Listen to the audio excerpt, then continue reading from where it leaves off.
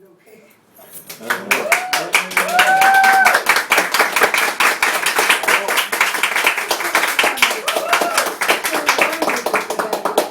It's like a miracle. It's like really like oh, and it's all friendly faces. How marvelous! So good, so good.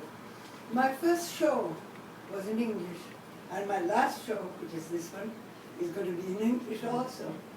But you see, to dare or not to dare, that is a question. Because, and when I went on rereading that monologue, came the part where it says, "Thus conscience does make cowards of us all." And I said, "Elena, are you going to be a coward? Don't even think about it, Cinnamon." Okay, this is my company. She's a beautiful company that a friend of mine makes. She flies all the way here. But I'm afraid she's a bit, you didn't comb your hair. And this is, oh, she's a bit difficult. But she'd sit here quietly at home. Her head,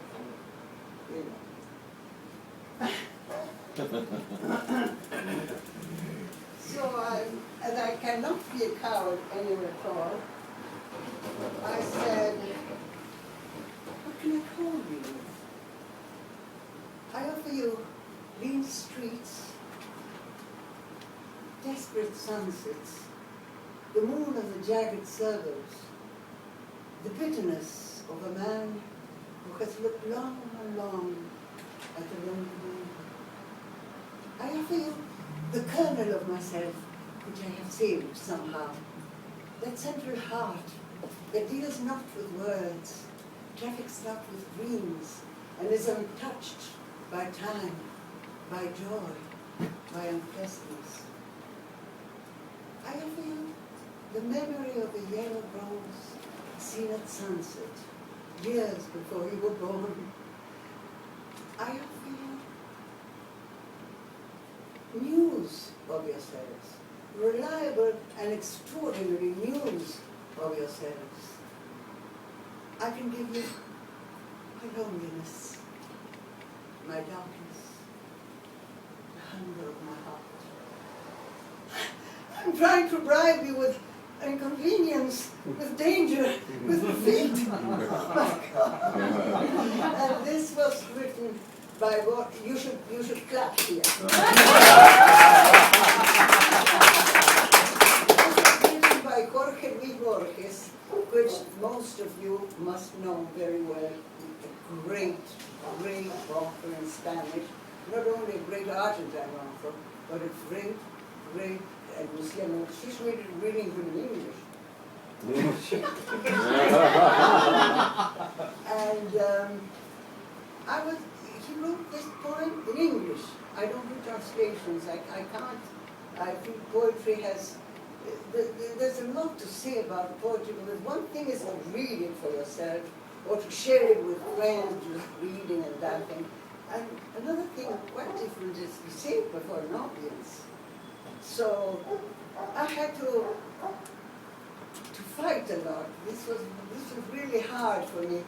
English not being really my real language. I mean, in Spanish, the difficulty was I have to say this, I can't say that. But in English, I had to go back and back and back in my memories until I was 4 years old, 5 years old, when I started learning how to read and write in English before than in Spanish.